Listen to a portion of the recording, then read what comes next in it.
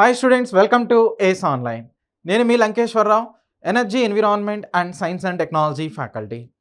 ఈ వీడియోలో environmental issues and sustainable development ఈ కాన్సెప్ట్స్ నుంచి, ఈ సబ్జెక్ట్స్ నుంచి ఎన్ని క్వశ్చన్స్ అనేటువంటిది ఎగ్జామ్లో రైజ్ చేస్తున్నారో, సో అవి ఏ విధంగా అడుగుతున్నారో, వాటిల్లో 100% స్కోర్ చేయడానికి, మ్యాక్సిమం 100% వరకు స్కోర్ చేయడానికి ఎలాంటి కాన్సెప్ట్స్ని మనం ప్రిపేర్ అవ్వాల్సి ఉంటుంది, వాటికి సంబంధించినటువంటి ఆ ప్రిపరేషన్ స్ట్రాటజీస్. నెక్స్ట్ ప్రీవియస్గా కొన్ని ఎగ్జామ్స్లో ఈ సబ్జెక్ట్ నుంచి ఎలాంటి క్వశ్చన్స్ అనేటువంటిది ఇచ్చున్నారో అవన్నీ కూడా ఒకసారి చూద్దాం, ఓకేనా. సో హై ప్రయారిటీ టాపిక్స్ అనేటువంటిది ఏమున్నాయి, సో వాటికి సంబంధించిన కంప్లీట్ డీటెయిల్స్ అనేటువంటిది మనం ఈ వీడియోలో చూద్దాం. ఇక్కడ చూడండి, ఏడబ్ల్ఈ ఎగ్జామ్కి సంబంధించి 2026లో ఏపీపీఎస్సి కండక్ట్ చేసిన ఎగ్జామ్లో మీరు చూసినట్లయితే 16 క్వశ్చన్స్ అనేటువంటిది ఇచ్చారనమాట. ఓకే, ఈ కరెంట్ అఫైర్స్ని కొన్ని వీటికి రిలేటెడ్గా ఉన్నవి తీసుకున్న, నెక్స్ట్ ఈ ఎన్విరాన్మెంటల్ స్టాటిక్ డేటా అవ్వచ్చు, next SDG sustainable development goals నుంచి ఓవరాల్గా 16 క్వశ్చన్స్ అనేటువంటిది రేస్ చేశారనమాట. జనరల్గా అయితే మీకు దీని నుంచి ఎన్ని క్వశ్చన్స్ అనేటువంటిది ఇస్తారు అంటే 12 to 16 క్వశ్చన్స్ అనేటువంటిది ఆన్ అండ్ యావరేజ్గా ప్రతి ఎగ్జామ్లో కూడా రావడానికి పాసిబిలిటీ అనేటువంటిది ఉంది. సో కాబట్టి చాలా ఎక్కువ మార్క్స్, 150లో మీకు అరౌండ్ ఒక 10% క్వశ్చన్స్ అనేటువంటిది ఈ ఒక్క సబ్జెక్ట్ నుంచే వస్తున్నాయి. మీరు ఇక్కడ చూడొచ్చు, నిజంగా వస్తున్నాయా లేదనంటే ఊరినే ఎలాంటి చెప్తున్నారా అంటే చూడండి, మీకు ఇక్కడ ఎవిడెన్స్ కూడా. సో రీసెంట్గా కండక్ట్ చేసిన ఏపీపీఎస్సి ఏడబ్ల్ఈ ఎగ్జామ్లో ఆ వాటి క్వశ్చన్స్కి సంబంధించి ఏ విధంగా అడిగారు అనేటువంటిది చూడొచ్చు. టోటల్గా 16 క్వశ్చన్స్ అనేటువంటిది ఇచ్చున్నారు, ఓకేనా. ఈ ట్రోపికల్ రెయిన్ ఫారెస్ట్ గురించి, అంటే ఎకాలజీ పాయింట్ ఆఫ్ వ్యూలో కూడా ఇది మనం తీసుకోవచ్చు. నెక్స్ట్ ఐయుసిఎన్ రెడ్ లిస్ట్ గురించి కూడా అడిగారు, యుఎన్ఈపీ హెడ్ క్వార్టర్స్ గురించి అడిగారు, ఓజోన్ లేయర్ ఎగ్జిస్టెన్స్ గురించి అడిగారు, నెక్స్ట్ గ్రీన్ బెల్ట్ మూమెంట్ గురించి అడిగారు. నెక్స్ట్ వన్ ఈ యుఎన్ఈపీ వీటికి సంబంధించి, అంటే ఫస్ట్ అన్అఫీషియల్ ఎర్త్ సమ్మిట్ గురించి ఒక క్వశ్చన్ అనేటువంటిది అడిగారు. So wild life protection act గురించి, ఢిల్లీ పూర్ ఎయిర్ క్వాలిటీ గురించి ఒకటి, ఓషన్ వాటర్ పర్సంటేజ్ అనేటువంటిది కానీ, నాన్ గ్రీన్ హౌస్ గ్యాసెస్ గురించి కానీ, so number of SDG goals అని, okay. So SDG 5th goal అనేటువంటిది ఏంటనేది, so definition of sustainable development, SDG అనేటువంటిది ఓన్లీ పూర్ కంట్రీస్గా, డెవలపింగ్ కంట్రీస్గా, డెవలప్డ్ కంట్రీస్, ఇలా ఈ పాయింట్ ఆఫ్ వ్యూలో కూడా క్వశ్చన్స్ అనేటువంటిది ఇచ్చున్నారు, ఓకే. సో నెక్స్ట్ ఈ ఆర్టికల్ మీద ఫండమెంటల్ డ్యూటీ ఆఫ్ ఎన్విరాన్మెంట్ మీద ఇచ్చున్నారు. నెక్స్ట్ ఎన్విరాన్మెంటల్ ప్రొటెక్షన్ యాక్ట్ మీద ఓవరాల్గా 16 క్వశ్చన్స్ అనేటువంటిది ఇవ్వటం జరిగింది. సో వాటికి ఇదిగోండి, ఇవే ప్రూఫ్ అనమాట, ఓకేనా. సో ఆన్ అండ్ యావరేజ్గా కనుక తీసుకున్నట్లయితే మీకు 12 నుంచి 16 క్వశ్చన్స్ వరకు అయితే ఖచ్చితంగా వీటిలో రావటానికి పాసిబిలిటీ అనేటువంటిది ఉన్నాయి. ఆల్రెడీ 12 క్వశ్చన్స్ అనేది ఇచ్చున్నారు. మరి ఆ 12 క్వశ్చన్స్ అనేది కావచ్చు, లేదంటే ఆ 16 క్వశ్చన్స్, సో సుమారు 100% వరకు మనం స్కోర్ చేయాలి అంటే ఏ టాపిక్స్ మీద పట్టు సాధించాలి, ఓకే, ఎలాంటి టాపిక్స్ని మనం చూస్ చేసుకోవాలి. సో హై ఈల్డింగ్ టాపిక్స్ అనేటువంటిది ఏమున్నాయి దానిలో ఇక్కడ మీరు అబ్జర్వ్ చేసినట్లయితే చూడండి, పొల్యూషన్ అనమాట. ఈ పొల్యూషన్ గురించి లేటెస్ట్ రిపోర్ట్స్ అనేటువంటిది ఉంటాయి, వరల్డ్ ఎయిర్ క్వాలిటీ రిపోర్ట్స్ అనేటువంటిది ఉంటాయి. ఈ 2026కి సంబంధించినటువంటి ఇన్ఫర్మేషన్స్ అనేది 27లో పబ్లిష్ చేస్తారు. ఆల్రెడీ 2025 డిసెంబర్ వరకు ఉన్నటువంటి ఇన్ఫర్మేషన్ని రీసెంట్గా మనకి వరల్డ్ ఎయిర్ క్వాలిటీ రిపోర్ట్ అనేది పబ్లిష్ చేయడం జరిగింది, ఓకే. ఏప్రిల్ మంత్లో పబ్లిష్ చేయడం జరిగింది. So which is the world most polluted city అంటే వరుసగా ఈసారి కూడా మన ఇండియా నుంచి అది లిస్ట్ అవుట్ అవడం అనేటువంటిది జరిగిందనమాట. అదే ఎక్కడంటే ఉత్తరప్రదేశ్, లోని అనేటువంటి ఏరియాగా తీసుకుంటాం, ఓకే. సో లోని. సో ఎంతకీ పొల్యూషన్ అంటే మీనింగ్ ఏంటి, ప్రైమరీ పొల్యూటెంట్స్ ఏంటి, సెకండరీ పొల్యూటెంట్స్ ఏంటి, దీనిలోనే యాసిడ్ రెయిన్స్ అనేటువంటిది వస్తాయి, లండన్ స్మాగ్ అని, ఫోటోకెమికల్ స్మాగ్ అని, వాటికి రెస్పాన్సిబుల్ కెమికల్స్ అని, ఇలాంటి వాటిని అడుగుతూ ఉంటారు. నెక్స్ట్ ఈ క్లైమేట్ చేంజెస్ గురించి డామ్ షూర్గా మీకు క్వశ్చన్స్ అనేటువంటిది ఉంటాయి. అవే ఏంటంటే గ్రీన్ హౌస్ ఎఫెక్ట్ అనేటువంటిది, గ్రీన్ హౌస్ గ్యాసెస్ అనేటువంటివి. సో నెక్స్ట్ ఈ గ్రీన్ హౌస్ ఎఫెక్ట్ ఏ రేస్ వలన వస్తుంది, నెక్స్ట్ ఈ గ్రీన్ హౌస్ ఎఫెక్ట్ అనేటువంటిది ముఖ్యంగా ఏ స్పియర్లో, ట్రోపోనా, స్టాటోనా, మీజోనా, ఐనోనా, ఇలాంటి వాటిని అడుగుతారు. వాటి రెస్పాన్సిబుల్ రేస్ గురించి అడుగుతారు. నెక్స్ట్ వాటికి సంబంధించిన COP conferences, okay. So conference of parties, COP1, COP2, COP3, వీటిలో COP30 కాన్ఫరెన్సెస్ వరకు జరుగున్నాయి కదా, 31 ఎక్కడ జరగబోతుంది. నెక్స్ట్ రీసెంట్గా జరిగినటువంటి COP కాన్ఫరెన్సెస్ యొక్క అవుట్కమ్స్ అనేటువంటిది ఏంటి, COP26 గురించి కావాలి, ప్యారిస్ ప్యాక్ట్ గురించి కావాలి, క్యోటో ప్రోటోకాల్ గురించి కావాలి. ఇలాంటి మేజర్ ప్రోటోకాల్స్ ఓకే, ఎన్విరాన్మెంటల్ రిలేటెడ్గా ఉన్నటువంటి ప్రోటోకాల్స్ ఏ ఇయర్లో వాటిని ఇనిషియేట్ చేశారు, ఎన్ఫోర్స్మెంట్ అనేటువంటిది ఎప్పటి నుంచి తీసుకోవటం అనేటువంటిది జరిగింది, ఇలాంటివన్నీ కూడా కావాలి. వాటిలో ఉన్నటువంటి మేజర్ ఆబ్జెక్టివ్స్ ఇవన్నీ కూడా మనం తీసుకోవాలి అనమాట. నెక్స్ట్ ఇంకోటి ఓజోన్ డిప్లీటింగ్ సబ్స్టెన్సెస్ అనేది. ఈ ఓజోన్ డిప్లీషన్ అంటే ఏంటి, ఈ ఓజోన్ డిప్లీషన్ని రెడ్యూస్ చేయడానికి, తగ్గించడానికి మనం ఎలాంటి ఇనిషియేటివ్స్ తీసుకున్నాం, ప్రోటోకాల్స్ ఏమున్నాయి, మాంట్రియల్ ప్రోటోకాల్, కిగాలి అమెండ్మెంట్ అని. నెక్స్ట్ ప్రపంచంలో ఎక్కువ మొత్తంలో ఓజోన్ డిప్లీషన్ చేస్తున్నటువంటి కంట్రీస్ ఏమున్నాయి, నెక్స్ట్ వీటికి రెస్పాన్సిబుల్ కెమికల్స్ ఏంటి, ఓజోన్ డిప్లీటింగ్ సబ్స్టెన్సెస్ అంటే ఏంటి, వాటిలో టాప్లో ఉన్నటువంటి కెమికల్స్ ఏంటి, ఓకేనా. నెక్స్ట్ అంటార్క్టికాలో ఓజోన్ హోల్ అనేటువంటిది పడింది కదా, అది ఏ ఇయర్లో పడింది, వాటికి రెస్పాన్సిబుల్ కెమికల్స్ అనేటువంటిది ఏంటి, ఈ ఓడిఎస్ నుంచి ఎక్కువగా ఎలాంటి రాడికల్స్ అనేటువంటిది వస్తాయి, సిఎఫ్సి తీసుకున్న క్లోరోఫ్లోరో కార్బన్స్ నుంచి కూడా ఎటువంటి ఫ్రీ రాడికల్స్ అనేటువంటిది ఎమిట్ అవుతాయి, ఇలాంటివి తీసుకోవాలి. Next okay, green house gases, ozone depleting substances, ozone layer, next ఈ ట్రోపోస్పియర్లో జరుగుతున్నటువంటి ఈ గ్రీన్ హౌస్ ఎఫెక్ట్ గురించి కూడా వాటి రిలేటెడ్ ప్రోటోకాల్స్, కన్వెన్షన్స్ ఇవన్నీ కూడా మనకి కావాలన్నమాట. నెక్స్ట్ డిగ్రేడేషన్ అంటే ఏంటి, ల్యాండ్ డిగ్రేడేషన్ అంటే ఏంటి, వాటికి కాజెస్ ఏంటవి. నెక్స్ట్ వెట్లాండ్స్ అనేటువంటిది ఉంటాయి. ఇప్పటివరకు ఎన్ని వెట్లాండ్స్ ఉన్నాయి, మన ఇండియాలో ఉన్నటువంటి ఫస్ట్ రామ్సర్ సైట్ ఏంటి, వెట్లాండ్స్ని ఇంటర్నేషనల్గా రికగ్నైజ్ అనేటువంటిది చేస్తే వాటిని రామ్సర్ సైట్స్ అంటారు. ఇప్పటి వరకు మీరు ఎగ్జామ్ రాసే ముందు వరకు కూడా ఎన్ని రామ్సర్ సైట్స్ అనేటువంటిది ఉన్నాయి, సో వాటికి సంబంధించినటువంటి ఇంపార్టెన్స్ అనేటువంటిది మనం చూడాలి. మన తెలుగు రాష్ట్రాల నుంచి ఏదన్నా రామ్సర్ సైట్స్ అనేటువంటిది ఉన్నాయా లేవా, ఎక్కడున్నాయి. ఓకే, సో నెక్స్ట్ ఈ బేసిక్స్ ఆఫ్ ఎన్విరాన్మెంట్. అసలు ఎన్విరాన్మెంట్ అంటే ఏంటి, బయోస్పియర్, లిథోస్పియర్, హైడ్రోస్పియర్. నెక్స్ట్ ఈ స్పియర్స్కి ఉన్నటువంటి మీనింగ్ అనేటువంటిది ఏంటి, లిథోస్పియర్ అంటే ఏంటి, హైడ్రోస్పియర్ అంటే ఏంటి, అట్మాస్ఫియర్ అంటే ఏంటి, మూడింటిని కలిపి బయోస్పియర్ అంటారని. నెక్స్ట్ వీటిలో కొన్ని టర్మినాలజీ, ఎకాలజీ అని, ఓకే, నెక్స్ట్ ఎన్విరాన్మెంట్ అని, ఈ టర్మినాలజీని ఎక్కడి నుంచి కాయిన్ చేశారో. నెక్స్ట్ ఫుడ్ చైన్ అంటే ఏంటి, ఫుడ్ వెబ్ అంటే ఏంటి, రెండింటికి డిఫరెన్స్ ఏంటి, వీటిలో కొన్ని ఈ ట్రోపిక్ లెవెల్స్ మీద కూడా క్వశ్చన్స్ అనేటువంటిది అడుగుతారు. ఓకే, సో వీటిలో మనకి ఈ ట్రోపిక్ లెవెల్స్ అనేటువంటిది ఉంటాయి. ఓకే, ఇలా కొన్ని ట్రోపిక్ లెవెల్స్ అనేటువంటిది ఉంటాయి అన్నమాట. వీటిని ఎకలాజికల్ పిరమిడ్స్ అంటారు. ఎకలాజికల్ పిరమిడ్స్ నుంచి కూడా మీకు క్వశ్చన్స్ అనేటువంటిది ఇస్తున్నారు, చూడొచ్చు మీరు ప్రీవియస్ ఇయర్ పేపర్స్ కనుక తీసుకున్నట్లయితే. ఓకే, వాటిలో ఈ టైప్ ఆఫ్ క్వశ్చన్స్ కూడా అడిగి ఉన్నారు. సో ట్రోపిక్ లెవెల్స్ మీద క్వశ్చన్స్ అనేటువంటివి, next food chain, food web మీద కూడా క్వశ్చన్స్ అనేది. For example grassland ecosystem అనేటువంటిది తీసుకున్నట్లయితే వాళ్ళల్లో కన్జ్యూమర్ ఎవరు, క్వాటర్నరీ కన్జ్యూమర్ ఎవరు, ఓమ్నివోర్ ఎవరు. ఓకే, సో ఇలాంటి వాటిని అడుగుతున్నారు అనమాట. అంటే ఈ కాన్సెప్ట్స్ అనేటువంటిది కూడా మీరు నేర్చుకోవాల్సి వస్తుంది. ఒకప్పుడు సింపుల్గా ఉండేవి, ఇప్పుడు కూడా సింపుల్గానే ఉంటాయి. కాకపోతే ఏంటంటే కొంచెం స్టాండర్డ్ అనేటువంటివి, దట్ యూపీఎస్సీ లెవెల్లో కొన్ని చోట్ల క్వశ్చన్స్ అనేటువంటిది అడుగుతున్నారు. కాబట్టి అంత రేంజ్లో మనం ప్రిపరేషన్ అనేటువంటిది చేసుకోవాల్సి వస్తుంది. ఓకేనా. నెక్స్ట్ కన్జర్వేషన్స్ అనేటువంటివి కానీ, సో డిఫరెంట్ కన్జర్వేషన్స్ అనేటువంటిది ఉన్నాయి, వాటి గురించి తెలుసుకోవాలి. Conventions, protocols. ఓకే, సో ఈ ఎన్విరాన్మెంట్ని ప్రొటెక్ట్ చేయడానికి ఉన్నటువంటి ప్రోటోకాల్స్ కానీ, నెక్స్ట్ ఈ మైగ్రేటింగ్ బర్డ్స్ని ప్రొటెక్ట్ చేయడానికి ఉన్నటువంటి కన్వెన్షన్స్ ఇలాంటివి కానీ, రామ్సర్ కన్వెన్షన్ అనేటువంటివి కానీ, బాన్ కన్వెన్షన్ అని, ఓకే, సో బాసిల్స్ కన్వెన్షన్ అని, ఇలా డిఫరెంట్ టైప్స్ ఆఫ్ కన్వెన్షన్స్ అనేటువంటిది. నెక్స్ట్ మెనమెటా కన్వెన్షన్ అని, ఓకే, బయో యాంప్లిఫికేషన్ అంటే ఏంటి, సో ఇలాంటి టర్మినాలజీ అంతా కూడా వాటి రిలేటెడ్ కాన్సెప్ట్స్ అనేటువంటిది మనం నేర్చుకోవాలి అనమాట. నెక్స్ట్ అంతేకాకుండా ఈ ఎన్విరాన్మెంట్ అనేటువంటిది మేజర్గా ఎలాంటి ఎఫెక్ట్స్ అనేటువంటిది ఎన్విరాన్మెంట్ మీద జరుగుతున్నాయి. ముఖ్యంగా ఈ ల్యాండ్ అనేది పొల్యూట్ అవడానికి రీజన్స్ ఏంటి, వాటర్ పొల్యూట్ అవడానికి రీజన్స్ ఏంటి, ఎయిర్ పొల్యూట్ అవడానికి రీజన్స్ ఏంటి, నెక్స్ట్ వాటిని కన్జర్వ్ చేయడానికి ఎలాంటి మూమెంట్స్ అనేటువంటి వాటిని తీసుకొచ్చారు. ఈ అడవులు ఇలాంటి వాటిని ప్రొటెక్ట్ చేయడం కోసం, కన్జర్వ్ చేయడం కోసం మనకి ఎన్విరాన్మెంటల్ మూమెంట్స్ అనేటువంటిది కూడా ఉన్నాయి. మన ఇండియాలో ఇనిషియేట్ అయినటువంటి ఆ ఎన్విరాన్మెంటల్ మూమెంట్స్ అనేటువంటిది ఏంటవి. సో ప్రపంచంలోనే అసలు ముందుగా రికగ్నైజ్ చేసినటువంటి ఎన్విరాన్మెంటల్ మూమెంట్ ఏంటి, బిష్నాయ్ మూమెంట్ అని, నెక్స్ట్ చిప్కో మూమెంట్ అని, ఇలా కొన్ని మూమెంట్స్ అనేటువంటి, అపికో మూమెంట్ అని. ఓకే, సో నర్మదా బచావో ఆందోళన్ అని, నల్లమల సేవ్ నల్లమల అనేటువంటి ఒక ఉద్యమం పవన్ కళ్యాణ్ గారు ఇనిషియేట్ చేసినటువంటి ఒక ఉద్యమం అనేటువంటిది కావచ్చు. ఇలాంటివన్నీ కూడా మనం తెలుసుకోవాల్సి వస్తుంది. ఆ బేసిక్స్ అనేటువంటిది కావాలి, ఎక్కడ ఇనిషియేట్ అయినాయి, వాటి యొక్క మేజర్ ఆబ్జెక్టివ్స్ ఏంటి, ఎవరు వాటిని లీడ్ చేశారో, ఇలాంటి వాటి మీద మనకి క్వశ్చన్స్ అనేటువంటిది ఇస్తున్నారు. ఓకేనా, right. So next renewable energies.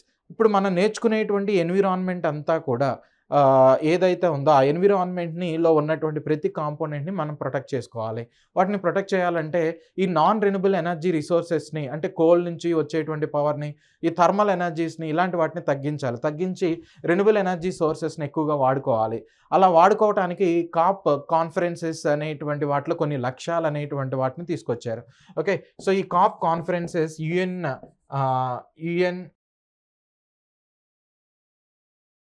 United Nations environment UNFCCC. Okay. So UNFCCC United nation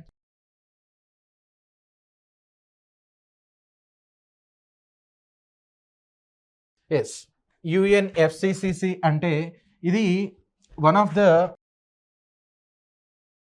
outcome అన్నమాట. దేనికి? ఫస్ట్ ఎర్త్ సమ్మిట్‌లో. ఈ అవుట్‌కమ్ ఈ UNFCCC యాన్యువల్‌గా కండక్ట్ చేసేటువంటి ఆ మీటింగ్స్‌ని ఏమంటారు అంటే కాన్ఫరెన్స్ ఆఫ్ పార్టీస్ అనేటువంటిదిగా చెప్తారు. సో UNFCCC అంటే ఏంటి?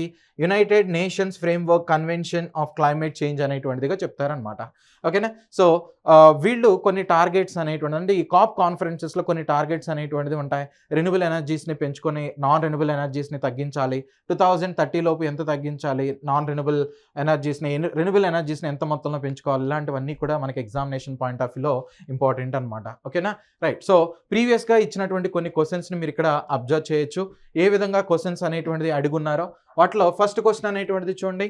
So list prepared by International Union of Conservation of Nature and Natural Resources of endangered species is classified as brown list, white list, red list, black list అనేటువంటిది ఇచ్చారు. ఇక్కడ ఇచ్చినటువంటి వాటిలో IUCN అనేటువంటిది ఏం చేస్తుందంటే ఏదైతే ఎలాంటి క్రీచర్స్ అయితే ఓకే ప్లాంట్స్ కావచ్చు లేదంటే యానిమల్స్ అనేటువంటిది కావచ్చు ఎండేంజర్డ్ స్పీసెస్ ఉంటాయి కదా అంటే ప్రమాదకరంగా ఉన్నటువంటి అంతరించిపోవడానికి రెడీగా ఉన్నటువంటి ఈ జీవులు ఏవైతే ఉన్నాయో వాటిని పరిరక్షించడం కోసం వాటిని రక్షించడం కోసం ఈ IUCN అనేటువంటిది ఒక రెడ్ లిస్ట్ డేటా దానిలో ఇలాంటి వాటిని పెడతారనమాట. ఓకే ఎన్లిస్ట్ చేస్తూ ఉంటారు.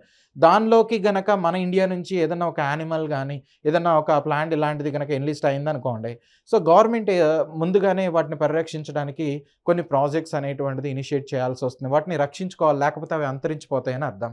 ఓకే సో ఈ IUCN జనరల్గా యూజ్ చేసేటువంటి ఆ టర్మినాలజీ ఏది అంటే రెడ్ లిస్ట్ అనేటువంటిదిగా చెప్తా. ఆ ఎండేంజర్డ్ స్పీసెస్ని రెడ్ లిస్ట్ పాయింట్ ఆఫ్ వ్యూలోనే వీళ్ళు లిస్ట్ అవుట్ అనేది చేస్తూ ఉంటారు.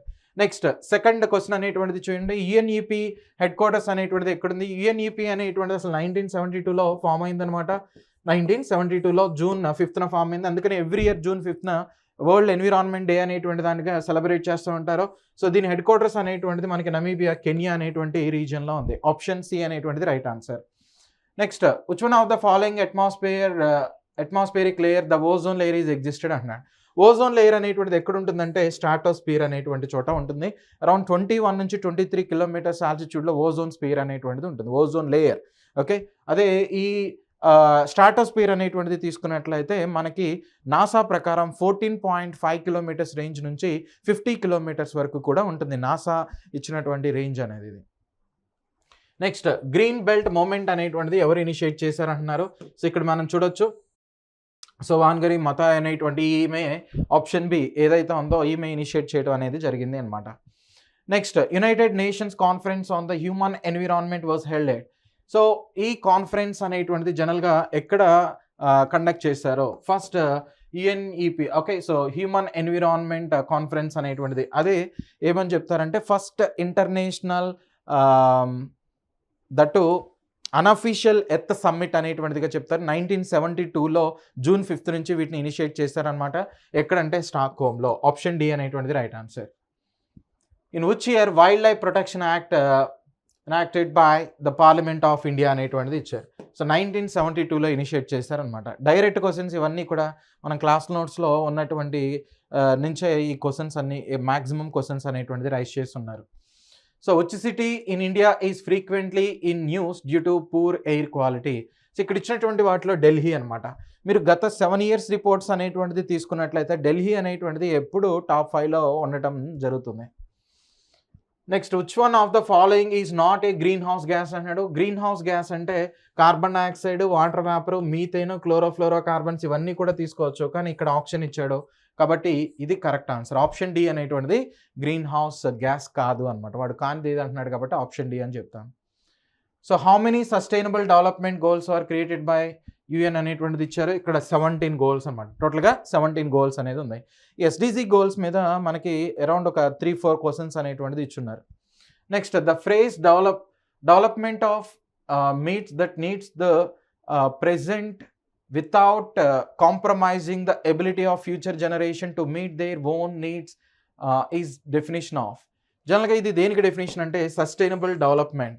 మనకి 1987లో బ్రుట్లాండ్ కమిషన్ అనేటువంటి దాన్ని బ్రుట్లాండ్ కమిషన్ ఫైనల్ రిపోర్ట్ అనేటువంటిది వచ్చింది. సో ఈ కమిషన్ని 1983లో అపాయింట్ చేయడం అనేటువంటిది జరిగిందనమాట. వాళ్ళు ఇదిగోండి సస్టైనబుల్ డెవలప్మెంట్ అనేటువంటి టర్మినాలజీని యూజ్ చేస్తారు. దానికి డెఫినేషన్ అనేటువంటిది కూడా ఇచ్చారు. ఆ డెఫినేషనే ఇక్కడ మెన్షన్ చేసినటువంటి ఈ content. Okay, development that meets the needs of the present without compromising the ability of future generation to meet their own needs. Okay, so ఇది దాని యొక్క డెఫినేషన్గా తీసుకోవచ్చు. Next sustainable development goals are apply to. So ఉన్నటువంటి ప్రపంచంలో ఉన్న అన్ని కంట్రీస్కి అనమాట. ఓన్లీ పూర్ కంట్రీస్కో, డెవలప్డ్ నేషన్స్కో, లేదంటే ఓన్లీ ఇండియా కోసమే కాదు. నెక్స్ట్ ఇక్కడ Indian constitution mandate environmental protection of fundamental duty of every citizen of India అనేటువంటిది ఇచ్చారు. ఆర్టికల్ ఏంటని అడుగుతున్నారు. సో 51AG అనేటువంటిదిగా తీసుకుంటాం. ఆప్షన్ ఏ అనమాట. Next environmental protection act was enacted in India. So environmental protection act అనేటువంటిది 1986లో initiate చేయడం అనేటువంటిది జరిగింది. ఇలా మనకి క్వశ్చన్స్ అనేటువంటిది అడుగుతున్నారు. ఆ క్వశ్చన్స్ ఏ విధంగా ఉన్నాయి? సో ఏడబ్ల్యూలో చూసే ఉంటారు మీరు, మ్యాక్సిమం సింపుల్గానే క్వశ్చన్స్ అనేటువంటిది ఇస్తున్నారు. కొన్నిసార్లు యూపీఎస్సీ లెవెల్లో క్వశ్చన్స్ అనేటువంటిది ఇవ్వటం జరుగుతుంది. Okay, right. సో ఎవరైతే ఇప్పుడు రాబోతున్నటువంటి నోటిఫికేషన్స్కి ప్రిపరేషన్ అనేటువంటిది స్టార్ట్ చేయబోతున్నారో, సో అటువంటి విద్యార్థులకి మన ఏస్ నుంచి ఆఫ్లైన్ అండ్ ఆన్లైన్ కోర్సెస్ అనేటువంటిది స్టార్ట్ చేస్తున్నాం. సో ఆ బ్యాచ్ వివరాలు ఎలా ఉన్నాయి, నెక్స్ట్ ఎలా వాటి ప్రొసీజర్ అనేటువంటిది ఉంటుంది, వాటికి గురించి చెప్పుకునే ముందు మీరు ఇక్కడ చూడొచ్చు. గత 30 సంవత్సరాలుగా మన ఏస్ గేట్ కావచ్చు, ఇంజనీరింగ్ సర్వీసెస్ ఎగ్జామ్స్లో కానీ, సో డిఫరెంట్ స్టేట్స్ కండక్ట్ చేసేటువంటి ఇంజనీరింగ్ రిలేటెడ్ ఎగ్జామ్స్ ఏవైతే ఉన్నాయో దేశంలోనే అత్యున్నత స్థానాన్ని ఎప్పుడు కూడా నిలబెట్టుకుంటూ ఉంటుంది. ఓకే, సో ఈ రిజల్ట్ అనేటువంటిది మీరు చూడొచ్చు. రీసెంట్గా ఏఈ ఎగ్జామ్స్లో టాప్లో వచ్చినటువంటి విద్యార్థులు. ఓకే, సో ఏపీపీఎస్సీ ఏడబ్ల్యూ ఎగ్జామ్ రీసెంట్గా కండక్ట్ చేసినటువంటి ఏడబ్ల్యూ ఎగ్జామ్లో, నెక్స్ట్ ఏఎంవిఏ ఎగ్జామ్స్కి కావచ్చు, టీజీపీఎస్సీ కండక్ట్ చేసినటువంటి ఏడబ్ల్యూ ఎగ్జామ్స్, సో ఏఈ ఎగ్జామ్స్ అనేటువంటివి కానీ, సో జెన్కో, ట్రాన్స్కో ఇలాంటి ఏవైతే ఉన్నాయో అన్ని ఎగ్జామ్స్లో కూడా టాప్లో వచ్చినటువంటి ఓకే, సో స్టేట్ టాపర్స్ అనమాట వీళ్ళంతా కూడా. సో చూడొచ్చు, right. Next so maximum 500+ 2022 AW exam conduct చేసినటువంటి టీజీపీఎస్సీ కండక్ట్ చేసిన ఏడబ్ల్యూ ఎగ్జామ్ ఏదైతే ఉన్నాయో, సో 500+ విద్యార్థులు అనేటువంటిది జాబ్స్ని క్రాక్ చేయడం అనేటువంటిది జరిగింది. ఓకే, సో 2017లో 103. నెక్స్ట్ సో ఏఈ ఎగ్జామ్ అనేది తీసుకున్నట్లయితే 2021 ఏపీపీఎస్సీ కండక్ట్ చేసిన దానిలో 49 మెంబర్స్ సెలెక్ట్ అవడం అనేది జరిగింది. నెక్స్ట్ 2018లో ఏపీపీఎస్సీ ఏడబ్ల్యూలో 200+. నెక్స్ట్ టీజీపీఎస్సీ ఏడబ్ల్యూ ఎగ్జామ్ 2018లో 267. నెక్స్ట్ 2015లో 336 మెంబర్స్ వరకు సో జాబ్ క్రాక్ చేయడం అనేటువంటిది జరిగింది అనమాట. ఓకేనా, ఇంకా చాలామంది మరి ఇలాంటి చోట మీ పేర్లు కూడా రావాలి అని అనుకున్నట్లయితే సో దీనికి సంబంధించిన ప్రిపరేషన్ అనేటువంటిది మొదలు పెట్టండి. సో దానికోసం కావాల్సినటువంటి గైడెన్స్ ఇవ్వడానికి మేము సిద్ధంగా ఉన్నాం, రైట్. సో రీసెంట్గా 2022లో టీజీపీఎస్సీ కండక్ట్ చేసినటువంటి ఎగ్జామ్లో మ్యాక్సిమం జాబ్స్ అనేటువంటిది క్రాక్ చేసినటువంటిది మన విద్యార్థులే. సో ఇక్కడ సివిల్ ఇంజనీరింగ్ కనుక తీసుకున్నట్లయితే 434 జాబ్స్ అనేటువంటిది కేవలం ఏస్ విద్యార్థులే క్రాక్ చేయటం అనేటువంటిది జరిగింది. సో ఇక్కడ మీరు చూసినట్లయితే రిమైనింగ్ బ్రాంచెస్ నుంచి కూడా సో 20 జాబ్స్ అనేటువంటిది క్రాక్ చేయడం జరిగింది అనమాట. ఓకే, సో ఈ మెకానికల్, ఎలక్ట్రికల్ వీటికి సంబంధించినటువంటి వాటిల్లో. సో స్టేట్ టాపర్స్ కూడా మన కోచింగ్ ఇన్స్టిట్యూట్స్ నుంచే ఉన్నారు విద్యార్థుల్ని ఇక్కడ మీరు అబ్జర్వ్ చేయొచ్చు. రైట్. అయితే ఈ ఆన్లైన్ కోచింగ్ మరియు ఆఫ్లైన్ కోచింగ్ని స్టార్ట్ చేస్తున్నాం. వాటికి సంబంధించినటువంటి ఇన్ఫర్మేషన్ వాటికి సంబంధించినటువంటి ఒక కొత్త బ్యాచ్ అనౌన్స్మెంట్ అనేటువంటిది ఆల్రెడీ ఇచ్చున్నాం. ఓకే, ఎప్పటి నుంచి బ్యాచ్ అనేది స్టార్ట్ అవుతుందంటే 23rd ఏప్రిల్ నుంచి స్టార్ట్ కాబోతుంది. ఇది క్లాస్ రూమ్ కోచింగ్, ఇక్కడ బోత్ హైబ్రిడ్ క్లాస్ అనమాట ఇది. ఓకే, సో డైరెక్ట్గా మీరు ఆఫ్లైన్ క్లాస్కి అటెండ్ అవ్వచ్చు, లేదు అని అంటే లైవ్లో కూడా క్లాస్ అనేటువంటిది వినొచ్చు అనమాట. లైవ్లో, రికార్డెడ్ కాదు ఇది, లైవ్లో మీరు ఈ క్లాసెస్ అనేటువంటిది వినొచ్చు అబిట్స్లో. సో 23rd ఏప్రిల్ నుంచి స్టార్ట్ అవుతున్నాయి. నెక్స్ట్,